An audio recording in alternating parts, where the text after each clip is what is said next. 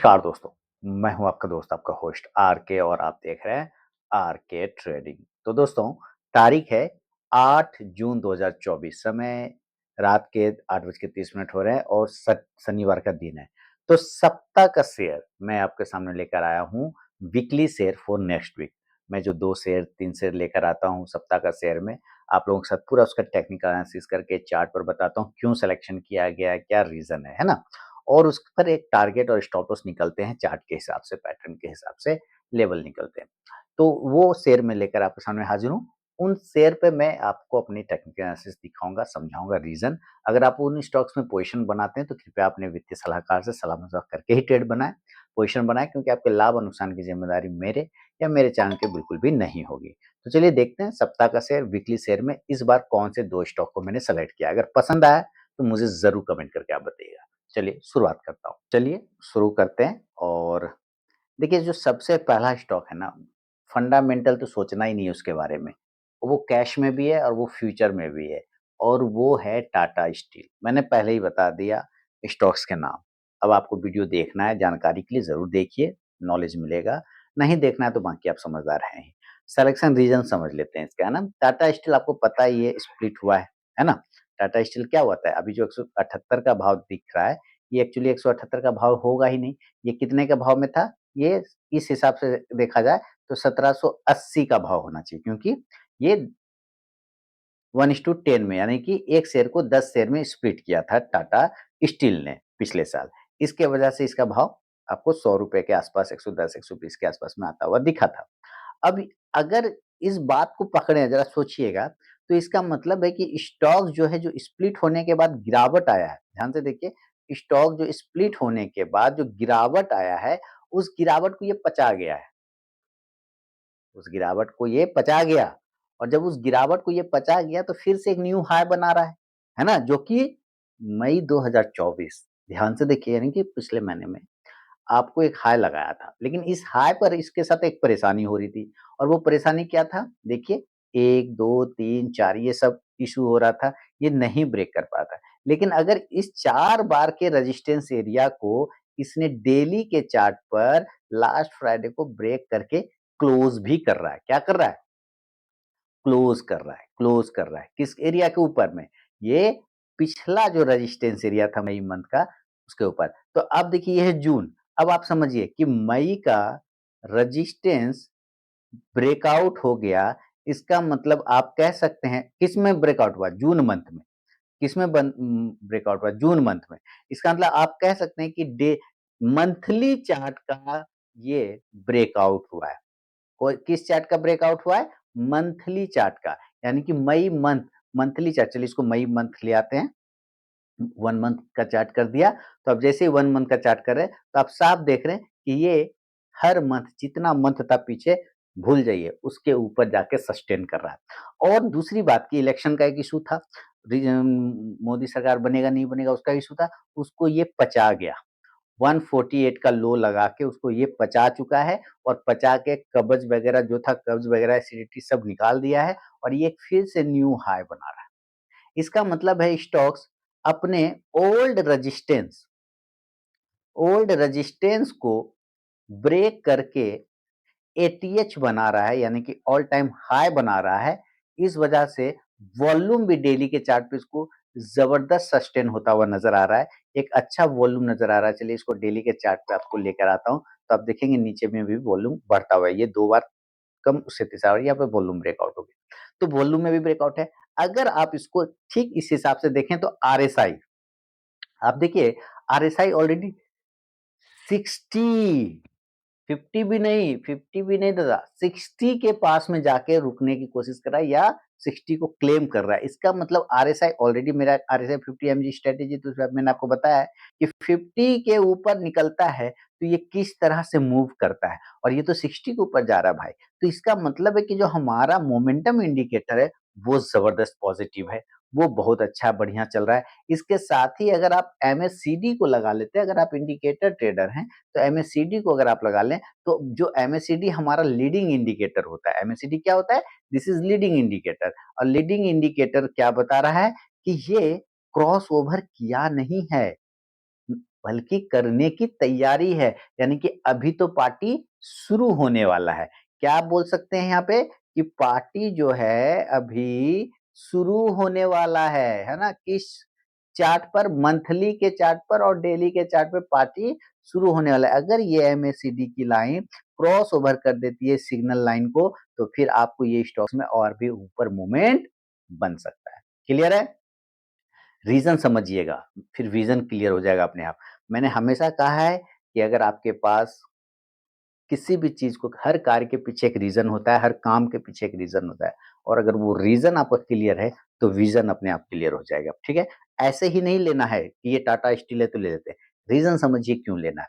उसके बाद global demand वगैरह में चाइना का आप समझ ही रहे हैं, अभी चाइना वाले ने कहा है कि वो प्रोडक्शन बढ़ाएगा फलाना-ढिमकाना, तो उसको स्टील का डिमांड बहुत ज़्यादा होने वाला है। इसका मतलब कहीं न कहीं इस स्टॉक्स पर इम्पैक्ट आता हुआ आपको दिखेगा। इस स्टॉक्स के पर आपको प्रेशर ऊपर की तरफ में आता हुआ दिखेगा, मतलब मूवमेंट आता हुआ दिखेगा। हाँ, नीचे रिस्क है, लेकिन आपको ये भी पता है कि सबसे बड़ा इवेंट जो हमारा था, वो तो निकल गया और उसका लो भी लगा लिया इसने ₹150 का। अब इससे क्या? इसने तो लो भी लगा लिया भैया, ये तो खुद बोल रहा है कि भैया जितना पेन था, ज़हर था, वो तो हम यहाँ पे निकाल दिए, है ना? इसका मतलब सबसे बड़ा इवेंट हो गया, तो डेली चार्ट पे हो, चाहे वीकली चार्ट पे हो, चाहे मंथली चार्ट पे, चाहे इंडिकेटर वाइज़ हो, चाहे आपको आरएसआई, फेरएसआई की जगह पे आप अगर कोई मूविंग एवरेज लगाते हैं, चलिए मैं मूविंग एवरेज क्रॉस वाला लगा देता हूँ, ईएमए क्रॉस, ये 9 और 26 है, देखिए उसके ऊपर ट्रेड कर रहा है। 926 को अगर आप चेंज भी कर दें और इसको 50 कर देते हैं, चलिए, इसको क्या करते हैं 50, है ना? 1 मिनट, ये इसको नीचे ही करता हूँ, हाँ। अब इसको हम कर देते हैं 50, ये देखिए, ये हो गया 50 और 100, अभी पता चल जाएगा और भी, इस दोनों को मूविंग एवरेज को। ये देखिए 50 100 के ऊपर भी, 200 लगाएँगे तो वो भी आपको ऊपर ही, मैंने उसके ऊपर ही मिलेगा। तो सारे मूविंग एवरेज के ऊपर है ना भाई, तो फिर जब सारे मूविंग एवरेज के ऊपर है तो इसका मतलब क्या, स्टॉक में ऐसे भी मूवमेंट बन रहा है, फिर टेंशन क्या है? तो आप अपना भी रिसर्च कर लीजिए, उसके बाद ही पोज़ीशन अगर आपको बनाना है तो ही बने।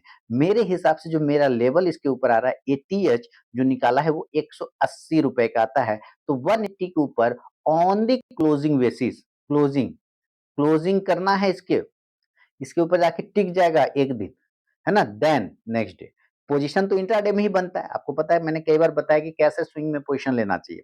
पोज़ीशन हमेशा इंट्राडे में ही लेना चाहिए, लेकिन अगर उस प्राइस के ऊपर, जो प्राइस बताया जा रहा है, उस प्राइस के ऊपर 3 बज के 20 से 25 मिनट के तक में अगर वो नहीं टिक पाता है, नीचे आता है, तो पोज़ीशन वहाँ काट देना रहता है, उस दिन खत्म कर देना रहता है। फिर अगले दिन तैयार रहते हैं पोज़ीशन में।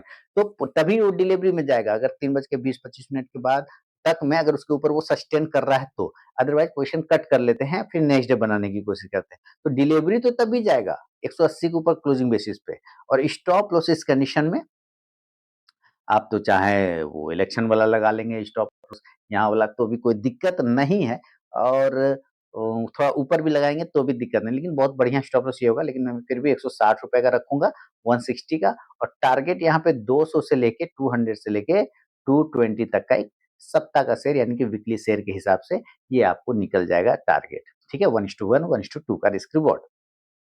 तो पहला शेयर है टाटा स्टील। स्टॉक के फंडामेंटल का तो बात ही नहीं कर सकते क्योंकि ऑलरेडी टाटा ग्रुप के है।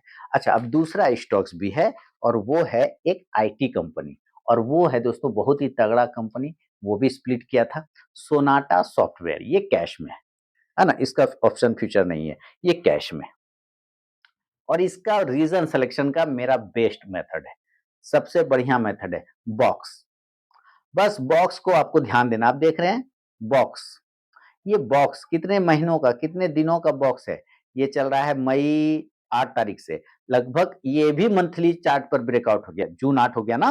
तो मई 8 से जून 8 का ये तो ब्रेकआउट हो गया। ब्रेकआउट हो गया तो ये भी तो आप कह सकते हैं कि मंथली चार्ट पे ब्रेकआउट है। अब वॉल्यूम देखिए, है ना? मंथली ब्रेकआउट हुआ है सोनाटा सॉफ्टवेयर, और ये वॉल्यूम देखिए किस तरह का वॉल्यूम ब्रेकआउट आया है इसको। तो ज़बरदस्त तरीके से मंथली ब्रेकआउट, डेली ब्रेकआउट, और साथ में ये बॉक्स पैटर्न, कौन-सा पैटर्न? बॉक्स पैटर्न को ब्रेकआउट किया है।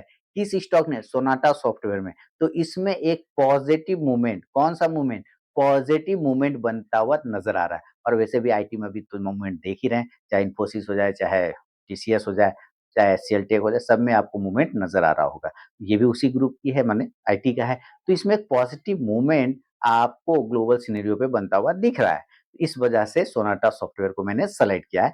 Box pattern, breakout, monthly breakout plus जो भी इंडिकेटर आप लगाएंगे वो सारे इंडिकेटर आपको यहाँ पे पॉजिटिव आएगा। एक आध एग्जांपल ले लेते हैं। आरएसआई ऑलरेडी कितने पर चल रहा है, लीजिए ये भी 56 हो चुका है, यानी आरएसआई ऑलरेडी मीडियन लाइन को ब्रेक कर चुका है। एमएससीडी ऑलरेडी क्रॉस ओवर करके चल रहा है, तो डेली के चार्ट पे तो इंडिकेटर में कोई प्रॉब्लम ही नहीं है। अगर हम 100 और 50 का मूविंग एवरेज यूज करते हैं तो ये थोड़ा सा इशू हो सकता है, क्योंकि यही इसका रेजिस्टेंस होगा। लेकिन अगर सबसे पहला वाला जो मूविंग एवरेज है, जो फास्ट मूविंग होता है, जो सबसे पहले इंडिकेट करता है 9 और 26, अगर आप इसको लगाते हैं तो आपको ये पता चलेगा दोनों ही मूविंग एवरेज के ऊपर चल रहा है 9 एंड 26। इसका मतलब है अब ये 926 के बाद किसके पास जाएगा, 50 के पास जाएगा, उसके बाद 100 के पास जाएगा, उसके बाद 200 के पास जाएगा। इसका मतलब है अभी इसके बड़े बड़े टारगेट आने बाकी है। अगर हम इंडिकेटर वाइज भी टारगेट देख लें, अगर हम मूविंग एवरेज वाइज भी टारगेट देख लें, तो चलिए हम एक और मूविंग एवरेज लगाते हैं, EMA। इसका भी एक क्रॉस लगाते हैं और इसमें 150 और 100 लगा देते हैं। 50 और 100 एक साथ दो मूविंग एवरेज लग जाता है एक ही बार में, इस वजह से इसको यूज करता हूँ। इसके अलावा एक सिंगल यूज करते हैं और, है ना, EMA। और वो कौन सा यूज करेंगे, 200 का, जो मेरा फेवरेट है। अक्सर मैं इसको लगा के ही रखता हूँ। 200 स्मूथिंग लाइन भी 200 देंगे और ये होगा। अब देखिए इसका मतलब क्या है कि अब जो स्टॉक 926 को ब्रेक करेगा तो नेक्स्ट क्या होगा, 50 वाला होगा, उसके बाद फिर क्या होगा, 100 वाला होगा, उसके बाद क्या होगा, 200। यानी इसके अभी बड़े बड़े टारगेट आने बाकी है दोस्तों। मंथली चार्ट पे ब्रेकआउट है, वीकली चार्ट पे ब्रेकआउट है, डेली चार्ट पे ब्रेकआउट है और वॉल्यूम ब्रेकआउट है। इस वजह से सोनाटा सॉफ्टवेयर को पोजीशन रखा है, बनाने का कोशिश करूंगा मैं क्लोजिंग बेसिस पे 590 के ऊपर। जब ये 590 के ऊपर सस्टेन करेगा तब, और स्टॉप लॉस इस कंडीशन में कितना का लेके चलेंगे, 400, 400 नहीं, अब 550, 550 का, ठीक है, 550 का स्टॉप लॉस लेके चलेंगे। जस्ट 26 का जो मूविंग एवरेज है ना, उसके हल्का सा नीचे कर देंगे।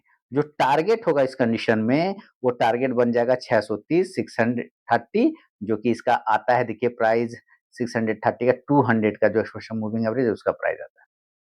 और उसके बाद जो टारगेट होगा वो 670 के आसपास देखने को मिलेगा, 670 का।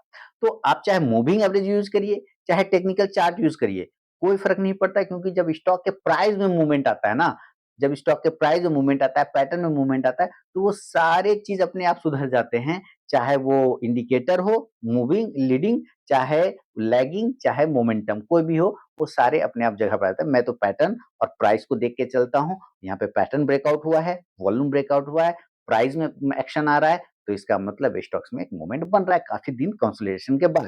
तो ये सप्ताह का शेयर में 2 शेयर मैंने आपको बताया है दोस्तों।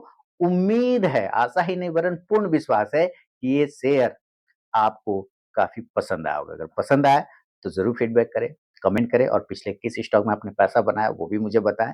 साथ ही मेरे टेलीग्राम चैनल और आरके ट्रेडिंग मोबाइल ऐप पर आपका स्वागत है फ्री ऑफ कॉस्ट में लाइव मार्केट में कॉल्स प्राप्त करने के लिए। तो मिलता हूँ नेक्स्ट वीडियो में, तब तक के लिए बहुत बहुत धन्यवाद।